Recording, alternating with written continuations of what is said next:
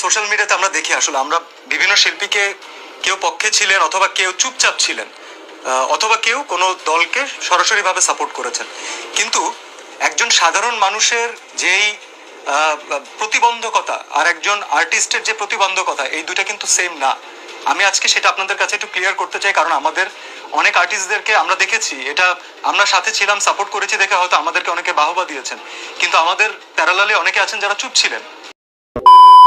আসসালামু আলাইকুম রহমতুল্লাহ, সবাই কেমন আছেন? আশা করি সবাই অনেক অনেক ভালো এবং সুস্থ আছেন। সবাইকে স্বাগতম জানাচ্ছি আমাদের আরেকটি নতুন ভিডিওতে। প্রতিদিনের মতো আমি আপনাদের বোঝাচ্ছি রিয়াদ ফারুকী। দর্শক, আজকের ভিডিও টাইটেল এবং থাম্বনেল দেখে সবাই বুঝতে পেরেছেন আজকে কি বিষয়টা নিয়ে কথা বলবো। আজকে যে বিষয়টা নিয়ে কথা বলবো খুবই গুরুত্বপূর্ণ একটা বিষয়। আপনারা জানেন ইতিমধ্যে ছাত্র আন্দোলনের পরে বাংলাদেশ আবারও নতুনভাবে স্বাধীন হওয়ার পরে যারা আওয়ামী লীগের চাটুকার ছিল বা আওয়ামী লীগের দালালি করতো, আওয়ামী লীগের ফাঁস হাঁটতো রীতিমতো, সেটা আপনার ধরেন ছাত্রলীগ থেকে শুরু করে ক্ষুদ্র নেতা থেকে শুরু করে যারা বড় বড় নেতা আছেন সবার উপর এক প্রকার প্রেশার পড়েছে, তাদের ঘরবাড়ি জ্বালিয়ে দিয়েছে। এটা স্বাভাবিক, এটা হবেই, এটা হওয়া উচিত ছিল তাদের। তো যারা এই দুঃসময়ে অর্থাৎ ছাত্রদের দুঃসময়ে যারা পাশে ছিল তারা তো রীতিমতো রাতারাতি হিরো বানো চলে গেছে, আর যারা রাতারাতি মানে একসময় মানে হিরো ছিল বা সুপারস্টার ছিল তারা মানে রাতারাতি জিরো বানো চলে গেছে, মানুষের হিংসার পাত্র পরিণত হয়েছে। তো এবার আপনারা জানেন যে টলিউডের জনপ্রিয় চিত্রনায়ক এবং চিত্রনায়িকারা যারা অভিনয় শিল্পী ছিলেন, যারা অভিনয় করেন শিল্পীরা ছিলেন, তাদের উপরে মানে যারা রাস্তাঘাটে নেমে আন্দোলন করেছে তাদেরকে মানুষ মানে সেলিউট জানিয়েছে। আর যারা তাদের দুঃসময়ে ফাঁসে থাকেনি তাদেরকে নিয়ে মানে এখন যদি কোনো মানে তাদেরকে নিয়ে নানানভাবে মিনস হচ্ছে, তাদেরকে নিয়ে নানানভাবে মানুষ হিংসা করতেছে, তাদের অবশ্য করবে। তাদেরকে নিয়ে মানুষ নানানভাবে এক প্রকার ধরতে গেলে ঘৃণার পাত্রে পরিণত হয়েছে তারা। এদিকে মানে আমি নিজেও আমার ব্যক্তিগত যেটা বিষয়, আমি মানে যখন বর্তমান পরিস্থিতি চলতেছে আমি তাদেরকে নিয়ে ভিডিও তো বানাই নাই, ভিডিও তৈরি করতেছেন তেমন ইন্টেনশনও পর্যন্ত ছিল না, যেহেতু দেশের পরিস্থিতি খুবই খারাপ।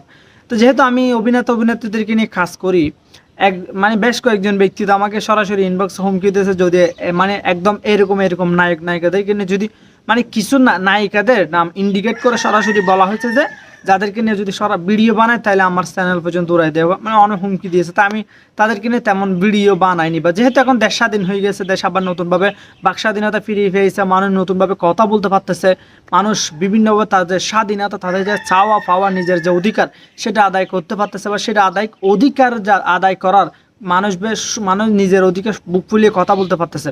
এটাতে সবাই চেয়েছিল। দিন শেষে হয়তোবা ছাত্ররা তাদের বুক পেতে দিয়েছে, তাদের সাহস দেখিয়েছে, হয়তোবা যারা অভিনেত্রীরা ছিল তারা হয়তোবা মানে বিভিন্নভাবে তারা সেই সাহসটা দেখাতে পারেনি, তাদের সেই মানে সাহসটা হয়ে ওঠেনি, যেহেতু তারা মানে পাবলিক ফিগার ছিল। ইতিমধ্যে আপনারা জানেন তৌহিদ আফ্রিদি থেকে শুরু করে অনেকে মানে বলতেছেন যে তাদেরকে বিভিন্নভাবে হুমকি দেওয়া হতো, তাদেরকে মানে এমন জায়গা থেকে তাদের কল আসতো যারা শুনলে রীতিমতো হার্টবিট পর্যন্ত কেঁপে ওঠে। তো বর্তমানে যে মানে চলচ্চিত্রে যে অভিনেত্রী তাদেরকে নিয়ে কিন্তু মানুষের ভালো চোখে দেখতেছে না। আমি যে ভিডিওটা করতেছি অনেক হয়তো ভিডিওটা তেমন ভিউ হবে না, কারণ মানুষও দেখবে না।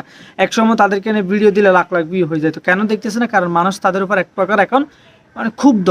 এবার এইভাবে তার দেশ চলতে পারে না, যেহেতু দেশ স্বাধীন হয়ে গেছে, মানুষ নতুনভাবে স্বাধীনতা পেয়েছে, যেহেতু ইতিমধ্যে নতুনভাবে সব কিছু শুরু হচ্ছে। আমি মনে করি যে চলচ্চিত্র অভিনেত্রীরা ছিল তাদেরকে আবার ক্ষমা করে দেওয়া উচিত।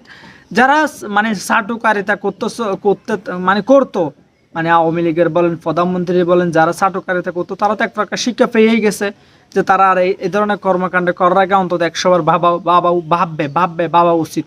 তো এই বিষয়টা নিয়ে ইতিমধ্যে মুখ খুলেছেন বাংলাদেশের একজন জনপ্রিয় চিত্রনায়ক সিয়াম আহমেদ। তিনি ইতিমধ্যে কিন্তু ছাত্র আন্দোলনে ছাত্রদের পাশে থাকতে দেখা গিয়েছে, বিভিন্ন মিছিলে বিভিন্নভাবে সে আন্দোলনের সঙ্গে দিয়েছিল। ইতিমধ্যে যমুনা টিভির এক ইন্টারভিউতে তিনি মুখ খুলেছেন তার যে বর্তমানে মানে যে সহকর্মীদের যে অবস্থা, অর্থাৎ যে অভিনেত্রীদের চলচ্চিত্র শিল্পীদের যে অবস্থা, সেটা নিয়ে তিনি যে মন্তব্যগুলো করছেন সেই মন্তব্যগুলো আমার কাছে অনেক ভালো লেগেছে। জানতে চাই কমেন্ট সেকশনে। অবশ্যই যারা ইতিমধ্যে ক্ষুব্ধ, আমি নিজে একজন স্টুডেন্ট, আমি নিজে একটা কলেজে পড়াশোনা করি, যেহেতু আমি নিজে মন থেকে চাই যেহেতু নতুনভাবে স্বাধীন হয়েছে দেশ, এখন থেকে অন্তত আমি মনে করি তারা নিজেদের ভুল বুঝতে পারবে। যারা অভিনেত্রীরা আছে, যারা সরকার যে কোনো সরকার ক্ষমতা আসলে তাদের ফাঁস হাঁটতে শুরু করে, আমি মনে করি সরকার আমি মনে করি শিল্পী এটা কোনো দলের হওয়া উচিত নয়। শিল্পী হচ্ছে তার শৈল্পিক যে কাজে লাগিয়ে দেশের কাজ করা, দেশের মানুষকে বিনোদিত করা, কারণ ফাঁস হাঁটা কোনো শিল্পীর মানে আমি মনে করি কাজ হওয়া উচিত নয়। তো সব ভালো থাকবেন, সুস্থ থাকবেন। আশা করি আপনারা সবাই শিল্পীদেরকে ক্ষমা করে দিবেন। আমি মনে করি আমি চাই আবারও তাদের যেভাবে প্রবাসীরা আবারও রেমিটেন্স পাঠাচ্ছে দেশের উন্নয়নের কাজে, দেশকে আবার নতুনভাবে পরিবর্তনের কাজে যোগ দিয়েছে। আমি মনে করি প্রত্যেকটা মানুষ, সেটা পুলিশ, সেনাবাহিনী হোক, যে কোনো ব্যক্তি, সেটা প্রবাসী হোক, যারা ব্যবসা বাণিজ্য করতেছেন, যারা দেশের উন্নয়নে কাজ করতেছেন, আমি মনে করি তারা অবশ্যই এদেরকেও, মানে যারা তাদের ভুল বুঝতে পেরে যারা দেশের অবদানে কাজ করতেছে, তাদেরকে অন্তত আরেকবার চান্স দেওয়া যাক। কি বলেন? ভালো থাকবে, সুস্থ থাকবেন।